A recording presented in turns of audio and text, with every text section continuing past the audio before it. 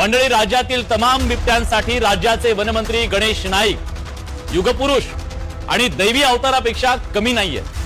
कारण आजवर शेकडो राजे महाराजे होऊन गेले, मंत्री संत्री झाले, पण कधीच कुणाला जे सुचलं नाही ते वनमंत्री गणेश नाईकांना सुचलं। बिबट्यांना रोखण्यासाठी वनमंत्र्यांनी उसात 1-1 कोटीच्या शेळ्या बकरे सोडण्याचं फरमान काढलं। त्यामुळे महाराष्ट्रातील तमाम बिबट्यांसाठी आजचा दिवस अतिशय आनंदाचा, उत्साहाचा, ऐतिहासिक आहे। संपूर्ण राज्यभर बिबट्यांचं जणू सेलिब्रेशन सुरू आहे।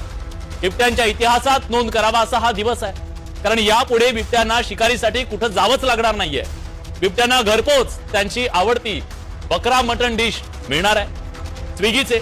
सुगीचे दिवस आले असं म्हणा हवं तर। बिबट्यांना अजून काय हवंय आयुष्यात? आता हरणांच्या मागे पळापळ नाही, शिकारीचा शोध घ्यायची झंझट नाही, भूक लागली की बकरी हजर। हजारो वर्षाचे कष्ट एका निर्णयाने संपवले हो, एका दिवसात। आता फक्त खायचं आणि पिलं जन्माला घालायचे एवढं बिबट्यांना काम उरलं। त्यातून एक दिवस एवढे बिबटे वाढतील की मग सगळीकडे त्यांचंच राज्य येईल।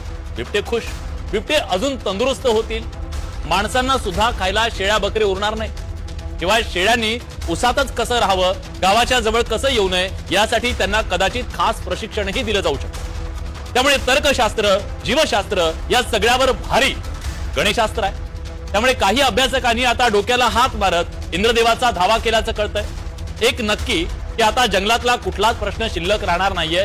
या तर्कानं भविष्यात काही आणखी निर्णय घेतले गेले तर कदाचित वाघांना सुसंस्कृत करण्यासाठी झाडाला भोपळे टांगणं, सापांची संख्या नियंत्रित करण्यासाठी त्यांच्यापुढे बासरी वाजवणारे कर्मचारी नेमणं, माकडांना नियंत्रित करण्यासाठी त्यांच्या हातात स्मार्टफोन देणं, त्यात लुडो अपलोड करणं, असं काहीही घडू शकतं। मंडळी, हा सगळा उपहास सोडा, मंत्र्यांना एक अतिशय गंभीर सवाल विचारायचा। पुढचा गोळा डोळ्या देखत फोडून नेलेल्या त्या माऊलीला जाऊन विचारा। शेतात जाताना गळ्यात खिळ्यांचा पट्टा बांधून जीव मुठीत घेऊन जगणाऱ्या त्या शेतकऱ्याला विचारा।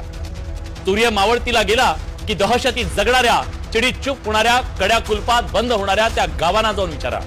मुलांना अंगणात खेळायला सोडायला सुद्धा जिचा जीव धजावत नाही त्या माऊलीला जाऊन विचारा, तुम्ही जंगलात सोडलेल्या शेळ्या बिबट्याची दहशत घालवू शकतील का?